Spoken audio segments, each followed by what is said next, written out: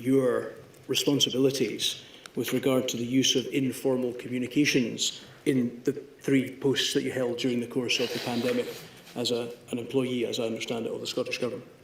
So informal communications, as I've outlined in my statement, have been used were in a way largely for to raise situational awareness, to kind of direct people towards particular pieces of information, to convey information about particular meetings which were taking place, which were used to try to arrange, in some cases, discussions or agreement around about particular situations.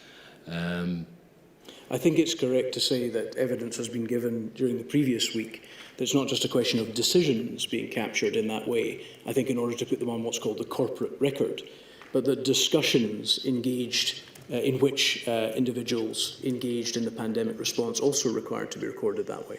Is that not correct? Pertinent information, yes, and I think you'll see from one of the conversations within and the advice I give to participants in one of the chat that's how it should be captured. Could we look at this? Comes from a WhatsApp group chat, I understand, called CMO Weekly Call, and I'm particularly interested in going to this particular passage, which is from July of 2021.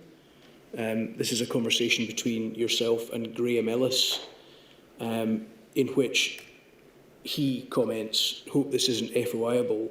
You say to him, "Delete at the end of every day," and he laughs and puts his thumb up at that. Was it your practice to delete messages at the end of every day? Scottish Government advice in relation to this was not to retain information for longer than it was necessary, was to make sure that any information which was pertinent, as I say, any information, particularly discussions, which ended up in a decision, was captured in within the corporate systems.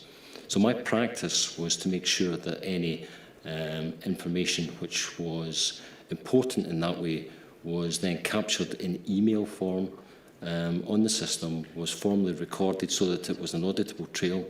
And I think you will see the evidence of my approach to this within the conversations and within other conversations that I exhort other members of those conversations to do the same. And but my practice was, when information was was no longer useful, it shouldn't be retained. My question was whether you deleted your messages at the end of every day.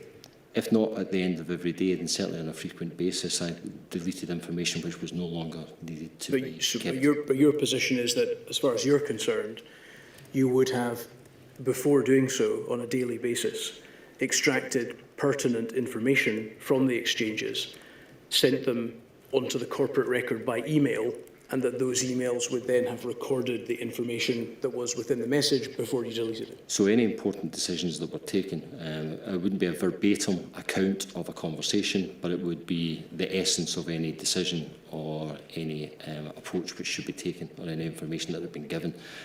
Generally, what I found was that the information systems like this were used to convey information about exchanges which were either already beginning on emails, or information which was being passed on through emails, documents which were being passed on in that way.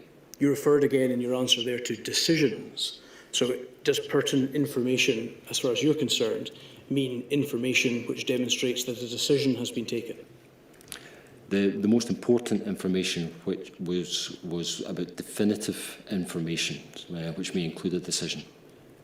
So once perhaps a consensus has been achieved, what that consensus was.